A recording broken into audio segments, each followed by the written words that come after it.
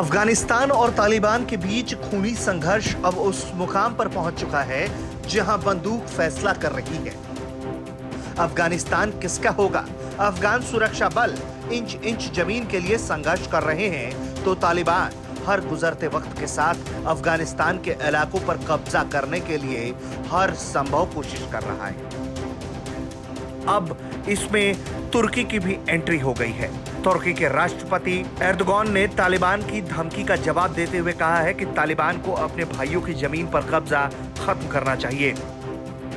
Erdogan ने तालिबान को लेकर कहा है कि वो दुनिया को अफगानिस्तान में शांति दिखाए। एर्दोगान ने आगे तालिबान पर बड़ा बयान दिया और यहां तक कहा कि तालिबान को अपने भाइयों की जमीन पर कब्जा बंद कर देना चाहिए और दुनिया को दिखाना चाहिए कि अफगानिस्तान में शांति कायम हो सकती है। तुर्की के राष्ट्रपति ने 9 जुलाई को कहा था कि तुर्की और अमेरिका इस बात पर सहमत है कि अफगानिस्तान से विदेशी सैनिकों की वापसी के बाद काबुल एयरपोर्ट की सुरक्षा की जिम्मेदारी तुर्की बलों पर होगी। तुर्की ने काबुल एयरपोर्ट को सुरक्षा मुहैया कराने का वादा किया है। एर्दोगान ने कहा था कि इस मुद्दे पर तुर्की और अमेरिकी रक्षा मंत्रियों के बीच एक सार्थक चर्चा हुई है। अमेरिका और नाटो के साथ चर्चा के दौरान हमने तय किया कि मिशन का दायरा क्या होगा, हम क्या स्वीकार करेंगे और क्या स्वीकार नहीं करेंगे। तो वहीं इससे पहले तालिबान के सर्वोच्च नेता हिब्बतुल्लाह ने कहा था कि वो अफगानिस्तान में संघर्ष विराम के लिए एक राजनीतिक समाधान का दृढ़ता से समर्थन करते हैं।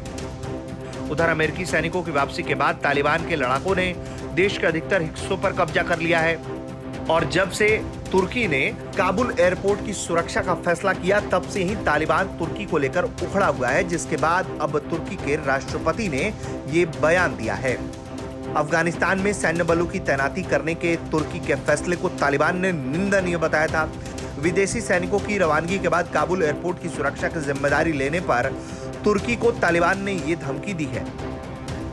जारी बयान में तालिबान ने कहा था कि तुर्की ने गलत सलाह पर यह फैसला लिया है, यह हमारी संप्रभुता और क्षेत्रीय अखंडता का उल्लंघन है और हमारे राष्ट्रीय हितों के खिलाफ है। काबुल एयरपोर्ट को सुरक्षा मुहैया कराने का तुर्की का यह फैसला जून में नाटो शिखर सम्मेलन से इतर ब्रसेल्स में अमेरिका के साथ एक विशेष बैठक के बाद लिया गया था। हालांकि तालिबान ने अंकारा के प्रस्ताव का विरोध करते हुए तुर्की को भी 2020 के समझौते के अनुरूप अपने सैनिकों को वापस बुलाने के लिए कहा है, लेकिन तुर्की अब जो है वो और भी ज्यादा तालिबान के खिलाफ मजबूती से खड़ा होता हुआ दिखाई दे रहा है। ब्यूरो रिपोर्ट, भारत तक।